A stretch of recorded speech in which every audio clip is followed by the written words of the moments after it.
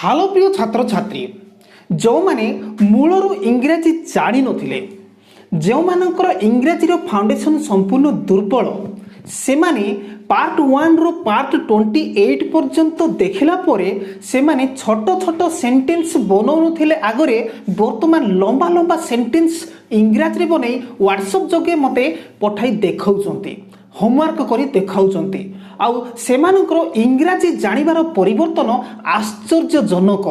प्रिय छात्र छात्री आउ जो माने एही वीडियो गुडी को माने एही पार्ट गुडी को डिस्कंटिन्यू करी देखुचंती माने प्रत्येक पार्ट्स देखु नाहंती मानकर अवस्था टिके शोचनीय किंतु सेति पई मु कहि देबा को चाहूची प्रत्येक वीडियो नितांत देखिबा जरूरी। प्रिय छात्र छात्री आजिरो वीडियो पार्ट 30 एही पार्ट 30 रे आजि आमे देखिबा एनफ एवं ए लेट ऑफ माने एनफ रो अर्थ जहा ए लेट ऑफ रो अर्थ मध्य ताहा।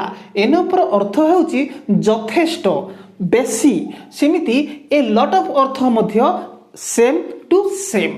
तो चलो आज एनफ एवं ए लेट ऑफ को व्यवहार करी सेंटेंस केमती बनेबा विभिन्न विभिन्न टेंस वाइज तुम्हें ध्यान सहित देख ता सहित मु मझी मझी रे निश्चित तुमको होमवर्क देबी तुम्हें सही होमवर्क मध्य पूरा ब्रेवली करी देखाओ।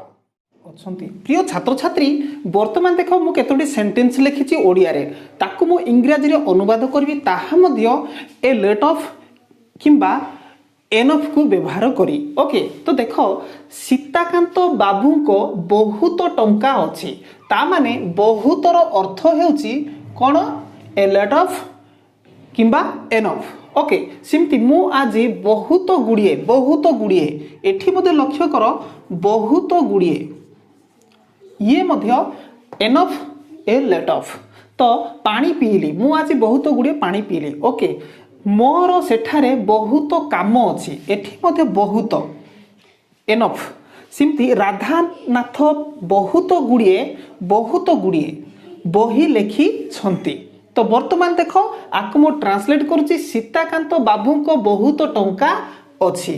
तो सीताकांत बाबू को बहुत टंका अछि तो मोर अछि आई हैव तार अछि ही हैज रामर अछि राम हैज सीताकांत बाबू को अछि सीताकांत बाबू हैज। ओके तो चलो मु लेखु जे देख सीताकांत बाबू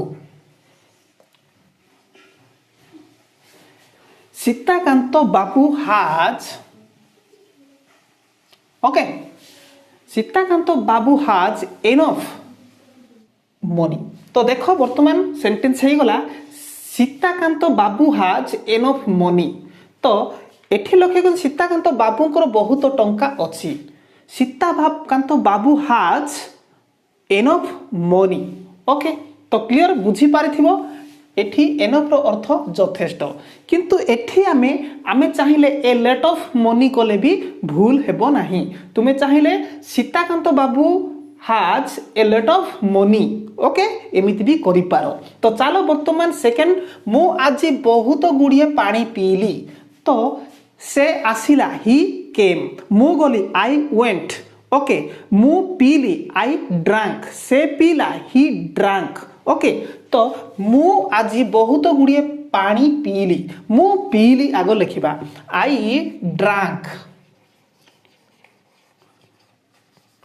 ओके आई ड्रैंक मु पीली कौन पीली पानी तो तापरे आई ड्रैंक पर कौन लिखिबा I drank enough water.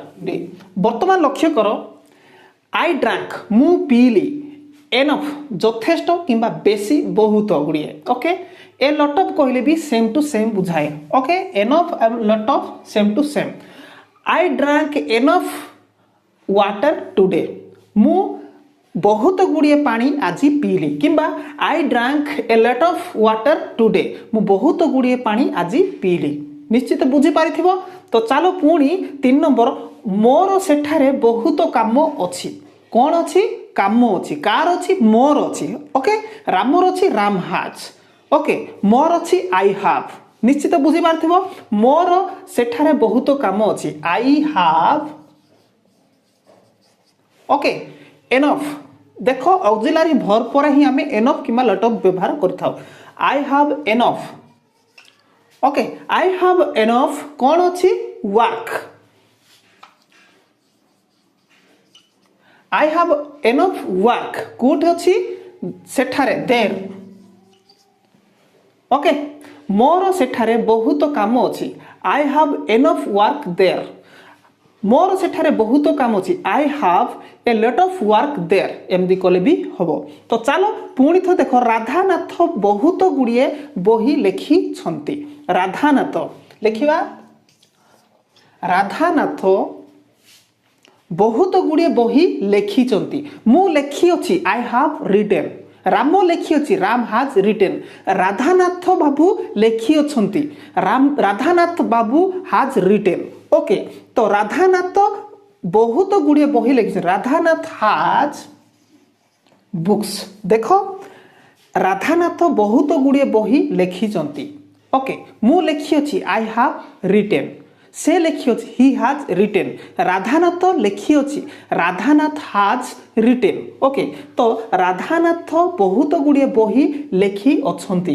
Radhanath हाज रिटेन राधानाथ हाज रिटेन अर्थ राधानाथ लिखी अछंती कोन बहुत गुड़िए बही एनफ बुक्स बहुत गुड़िए किंबा ए लॉट ऑफ बुक्स बहुत गुड़िए ओके तो आउ केतोटी सेंटेंस मु लिखि दउची जा फल तुमे माने संपूर्ण एही एनफ आउ ए लॉट ऑफ को व्यवहार करी सेंटेंस बनिया पाई संपूर्ण समर्थ हेई पारिबो चलो प्रिय छात्र छात्री वर्तमान तुमे माने एही व्हाइट बोर्ड देखिया को पाई पारथिबो पूर्व पार्ट जहा कि पार्ट्स 29 रे पचार जाइथिबा प्रश्न माने ई ओडिया सेंटेंस को इंग्रजी रे अनुवाद करिया पई कुहा जाइतिला ताहार उत्तर एठी मु देइछि देखो मु पढुछि मु पुरी जाइथिली I had gone to Puri आम्भे अमेरिका रु आसी अछु we have come from America मु ए कामटी करी अछि I have done this work शिक्षक मते बाजार रे